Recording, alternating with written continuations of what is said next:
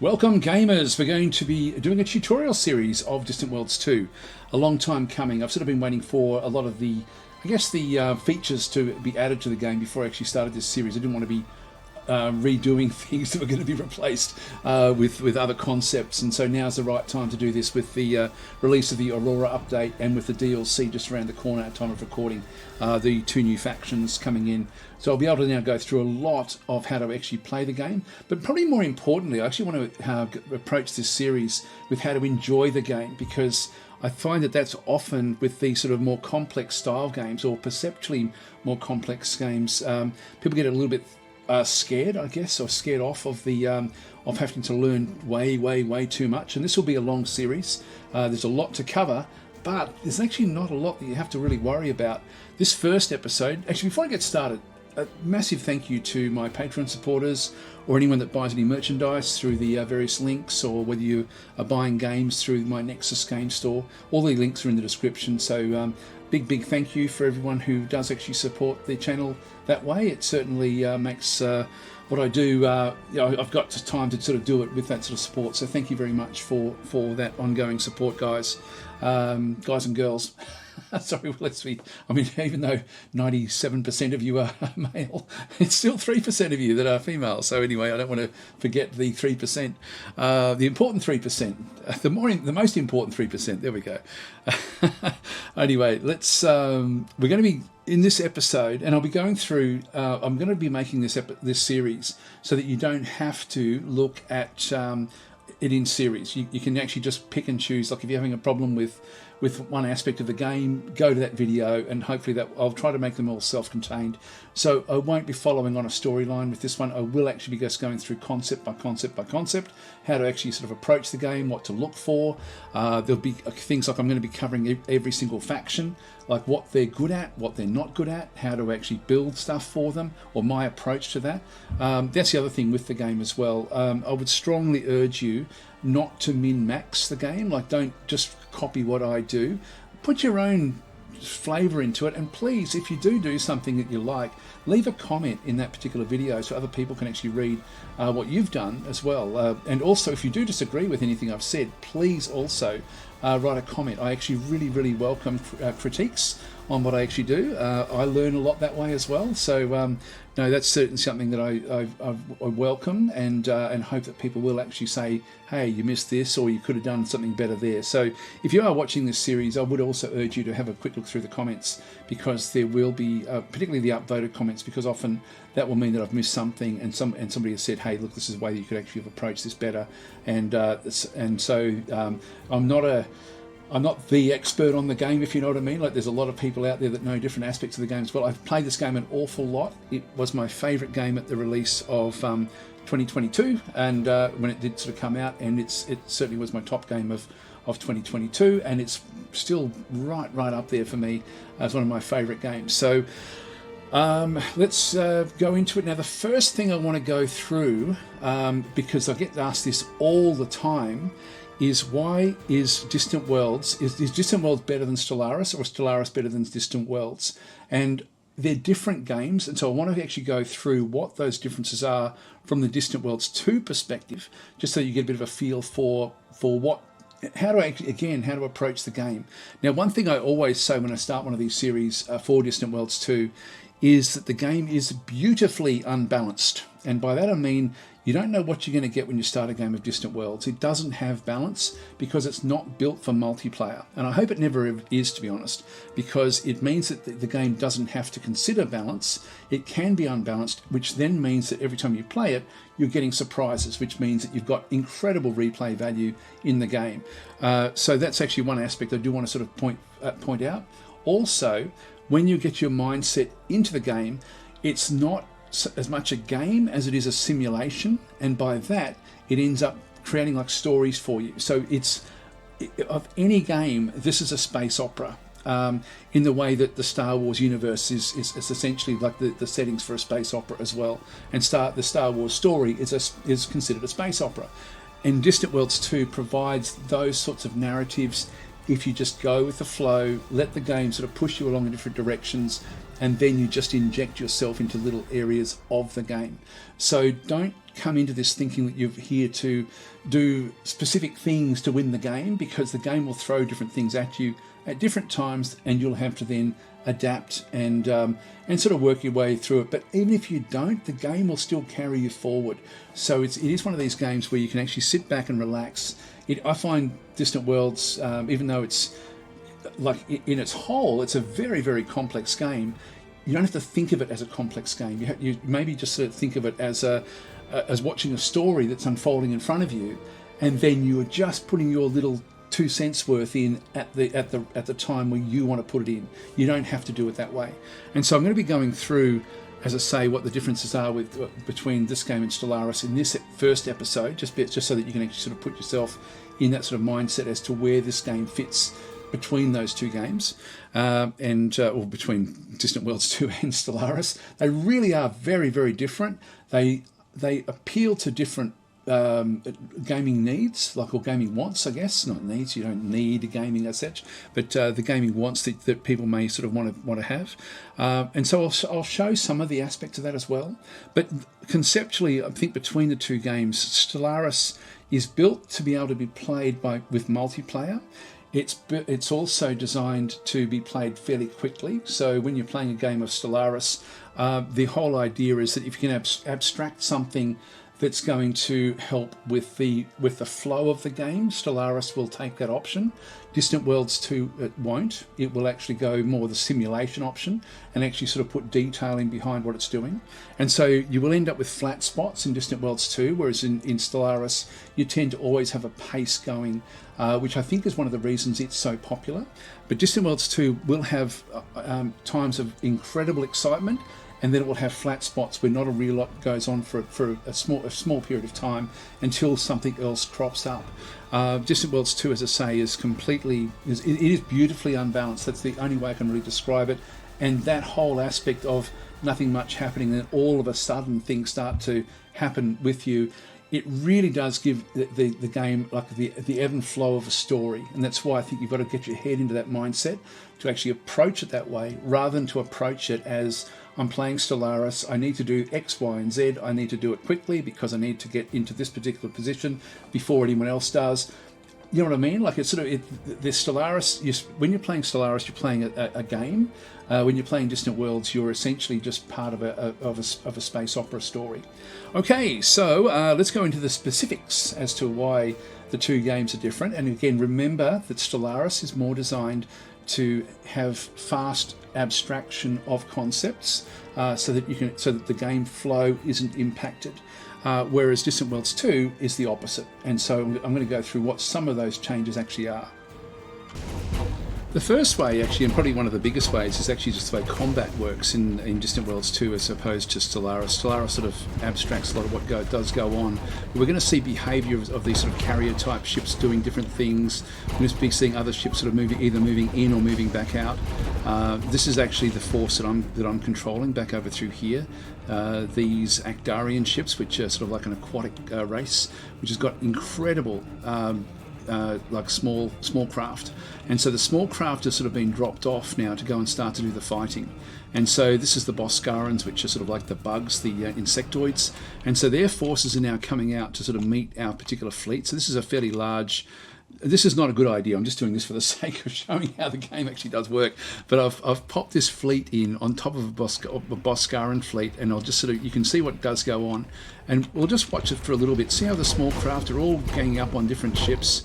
They're going to do a lot of damage, and they're going to pull apart a lot of the Boscaran ships. In the meantime, a lot of the ships from our fleet are either going to be moving away, like these ships in here.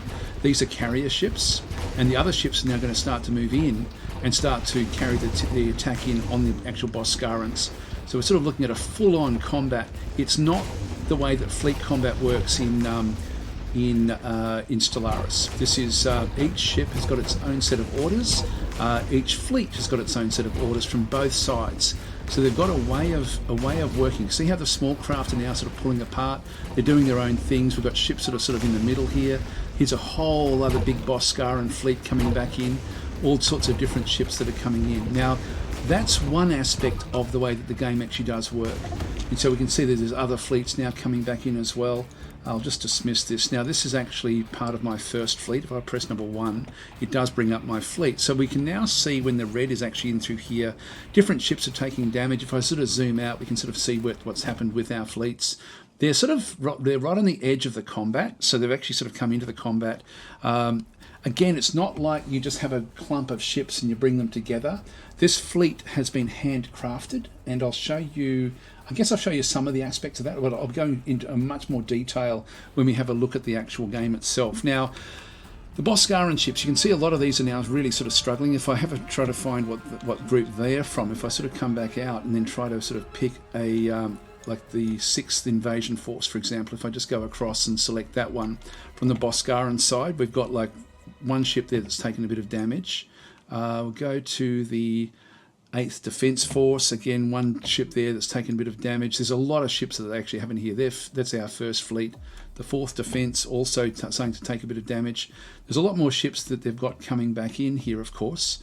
The 11th Fleet. Yeah, so look at this one here. This is a fleet that's really copped it from just our small craft. So this is where we can have a big impact with our ship design. And so in this particular one, we're not going to have it all our own way here because, you know, this is actually a very, very complex fight. But let's go and pick a few ships and just sort of have a look to see how they've been structured, why they're doing what they're doing. Now, I guess the big one here is my battle cruiser, which I've sort of got in through this side here. So the battle cruiser has not gone into the fight. You can see it's hovering back. And I gave it that order to do that. And so whenever it goes into combat, it offloads all of its so you can see there it's got 12 interceptors and 11 bombers. One of them is being rebuilt because one of them has been destroyed in the combat so far. That's one of the ships. This one's also hovering back, this missile frigate through here. It's also hovering back at the maximum range of its missiles. So it's taking a step right back and just sort of sitting back. This will be probably another missile frigate, I would think. Yeah, missile frigate version 5. And so these are orders where these guys have been told, stay back and do the damage at your maximum distance. We've then got other smaller craft, like these patrol escorts, for example, which are attracting all of the fire from the enemy. So they're trying to attack our particular craft, and this one will have different sorts of orders. So I'll show you that actually in the game. Like if we go and click on, for example, the tactics for the actual ship itself, these are specific across the different classes of ships. But specific ships, you can change any of these. And so I've got like where they position themselves in the fleet. I think I've just got everyone in the fleet as a core member of the fleet at this point in time. I don't need to do that. I can actually set them up to be close escort, where they stay back and try to protect the larger ships, or picket, where they actually go forward and actually engage the enemy. But everyone's close enough to engage the enemy at this point in time anyway, with just being in the core. Oops, hang on, we'll just do that again. So this is the set tactics, which I'll go through in detail in the episode about this one. But this is a difference between the Distant Worlds. Is so much more detailed, but you have to spend time to get the most out of the detail. You can just let it be whatever it's going to be if you wanted to, but I guess one of the enjoyments you do get from Distant Worlds is learning these concepts and then sort of trying to figure out, okay, well, what do I need to do to make this effective? And really, the whole premise of this whole fleet is for this guy here to deliver its bombers, and there'll be other ships in the fleet as well that will have the same deal. So you can see there's a lot of small craft sort of zipping around, firing their little torpedoes at the enemy ships. The enemy ships are being ripped apart by the small craft, and they're just going to go from ship to ship and just do as much destruction as they possibly can. Like this one has now been set. It's now under construction, so it's actually sort of just sitting out there. Some of these will be just starting to. This one's the hyperdrive is offline, so it's like in that aspect, it's probably not much of a threat. Yeah, all of its weapons have been damaged, so it's no longer firing on us. And so the small craft are actually doing a lot of the heavy lifting in this particular fight. But these other small craft that we actually have, or these escorts, not the actual fighters, these will actually have their own set of instructions. So against weaker targets, it's supposed to be aggressive. Against stronger targets, it's supposed to be neutral, which means it's going to try to get the most bang for buck for the range of its weapons. So we can sort of see there, it is targeting. Which one is it targeting? I'm not sure which one it's actually going for. I thought it was one of the ships back over here that it was going to go for. I'll have a look at this one here. This one is targeting that ship there. And so this ship is actually not going to make it because there's just too many small craft going up against it. This guy is also targeting that particular ship. So there's not much that the Boskarans can actually do in this particular fight. Now, it may look confusing, but if we just go back and press our actual whole fleet again, we can see there that we've got like a full-on light carrier. The light carrier is further back over here, so it's actually moving away. One of their ships has now come and is now trying to escape because it's been damaged enough. But this guy here has actually dropped 30 interceptors and 30 bombers and is then staying right away. So what's its instructions? Its instructions against even weaker targets or stronger targets is to be cautious, which means stay at the absolute maximum range of any enemy ship. And so any enemy ship that comes close, it will try to get away. So it's dropped off. Most of the fighters we see back through here are from this particular ship. And so it's now just sort of, in fact, all of its interceptors and bombers are still working. And so it's trying to be as cautious as possible. Whereas these other small like escorts, theirs are to be as aggressive as possible against weaker ships. That's aggressive. This here is a missile frigate, and so it's trying to be neutral against weaker targets, but then cautious and stay back at maximum against targets that are stronger. And so we end up with a very interesting way of the battles being controlled, where the fighter craft are now going in and trying to do most of the destruction. Let's just play it out a little bit longer and just see what actually happens here. You'll sort of see the patterns of the small craft. So there's a lot going on. These guys are sort of zipping through, taking a bit of damage, for example.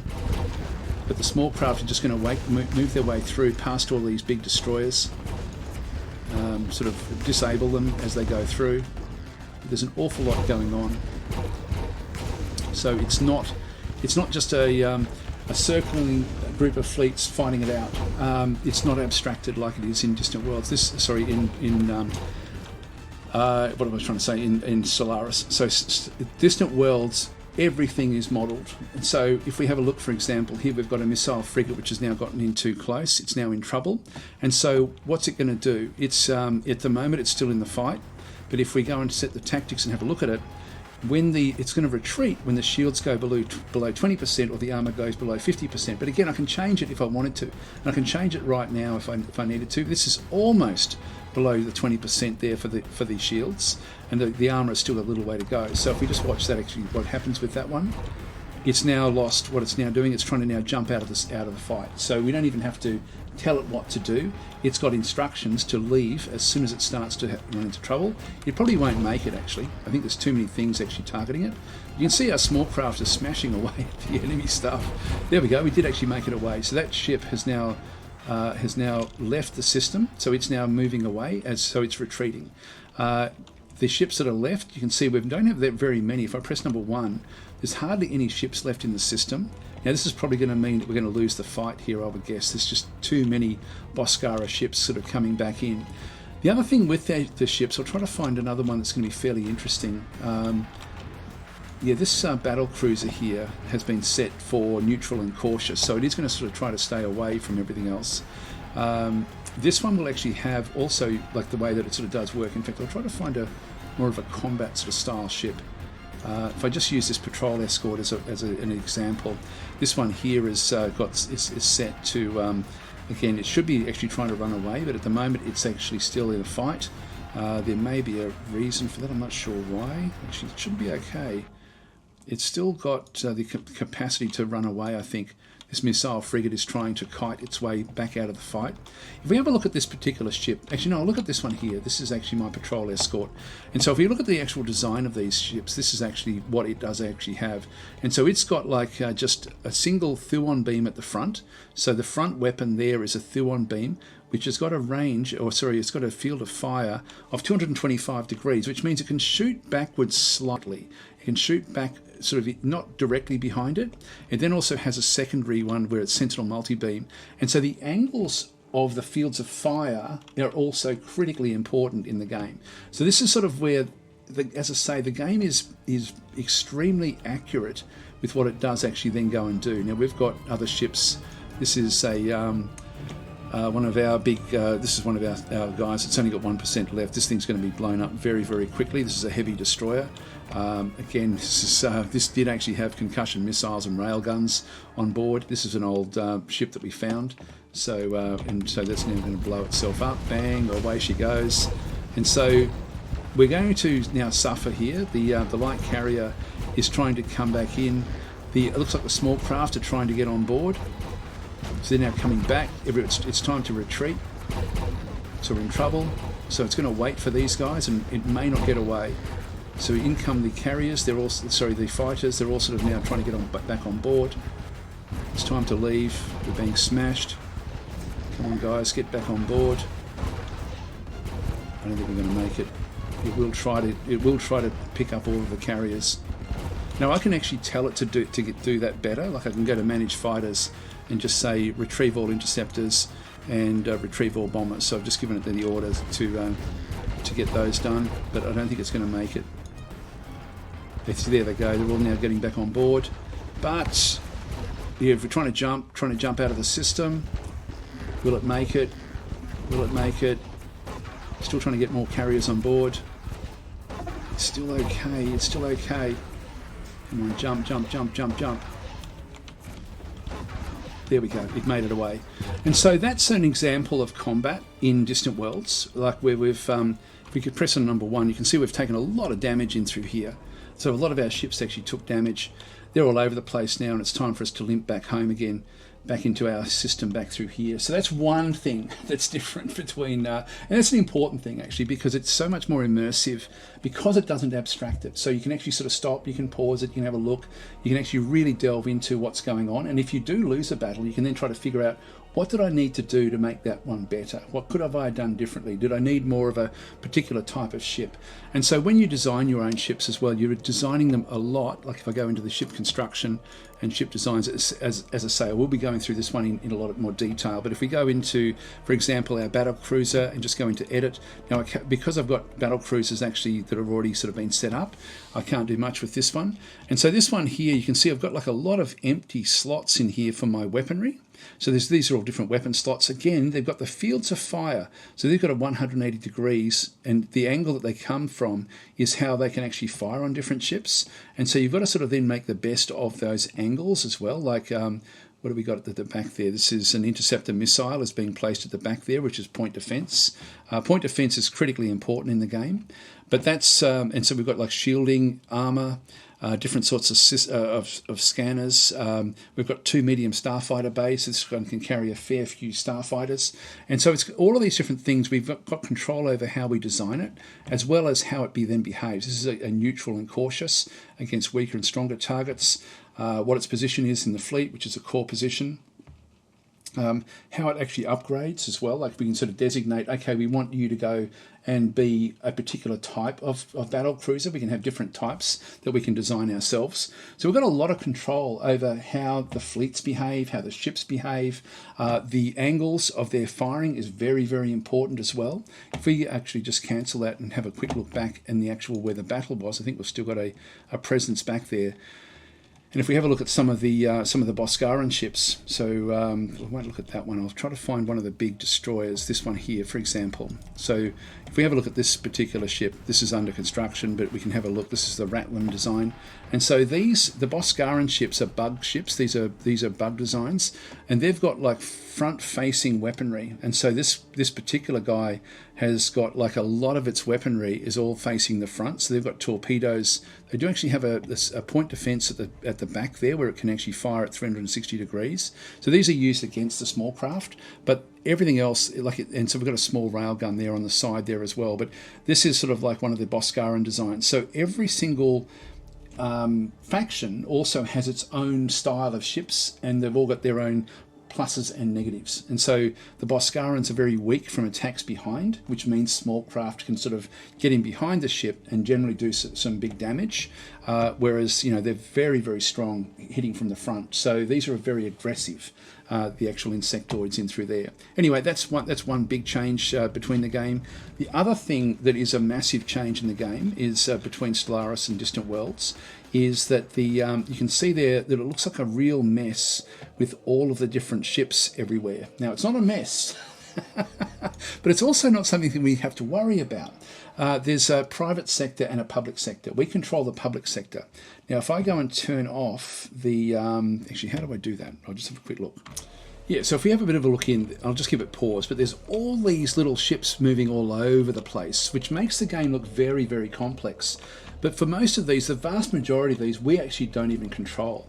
And so if we just go across and go to the game menu, go to settings, and then just go down to the actual what we can see on the screen here, if I go and turn off show civilian ships and go no, and then click on apply, all of a sudden, most of them disappear, because most of them we don't even control. Most of them are just doing what they do.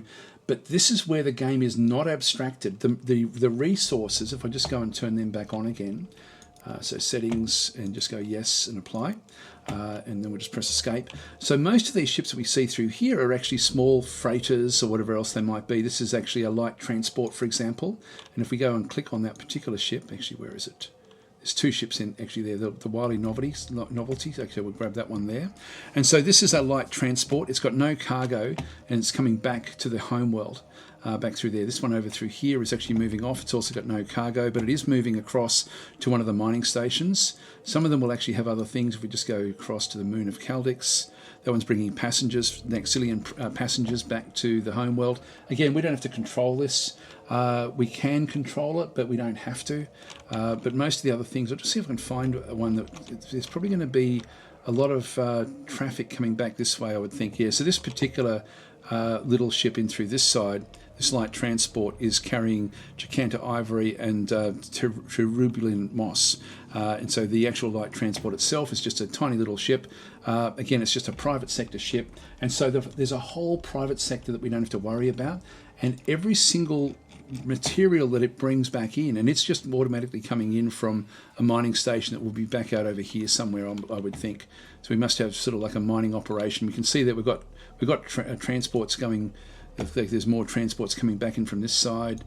There's some going out there to pick up things from this particular location. So these are miles and miles away from where our capital is, and they're just all over the place, just doing what they do. And what that then means is when we go into our home world, which is the one with the star on it, and have a bit of a look to see what's going on here, the actual home world itself will then have resources, and so it will be requesting resources from different from the private sector. It's wanting Caslon, which is the fuel source, to be delivered. It's got a heap of stuff already in there, so there's a lot of stuff we can actually then go and build. These are luxury resources, which it's also asking for different things. Some of them it's run out of, and so it's requiring the private sector to fill that up with their freighters. So the planet itself, and we don't have to control that. We can control it if we wanted to, but we don't have to. But we can't do anything. All of the resources are not abstracted. There's no big global area of all the resources. The resources belong at every single location. If we go to this location here, which is actually a bigger world, and look, it's even got even worse resource shortages back in through here, so it's missing other things. We can see there that some of these have been reserved, and that means that they've either been reserved for building or for sale or for transport. So they may be transported around the empire. So there's that one there. If we go to one of we don't have too many actual planets in this one, but if we go to Iskabar, which we've actually just sort of taken over fairly recently, this is like a newish colony back in through here. So this is like a deep ocean world, but we are aquatics, and you can see we've got the resources. We don't have any Caslon here at all, so we need to get like fuel into this particular location. We've got a fair bit of stuff there for building, but there are a few things that we just don't have enough of, like silicon. We've nearly got enough silicon.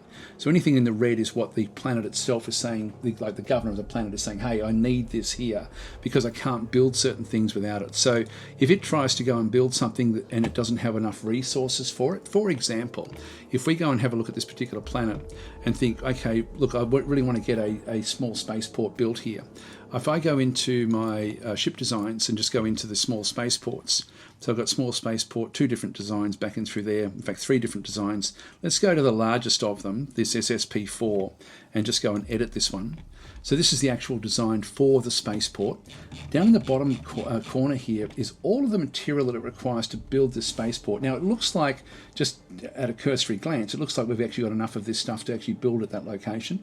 If we were missing, if we had 71 units of Mebnar at this particular world, instead of the required 72, we wouldn't be able to build this particular spaceport. So, but I'm pretty sure we've got everything we do need at that particular location. So quite often, the further away that you are from the main area of your operation, the worse off that's going to be. So we could actually go in there and just say, hey, just go in and build an SSP4. We do have enough there. We've got enough money, so we can just go and tell it to start building that.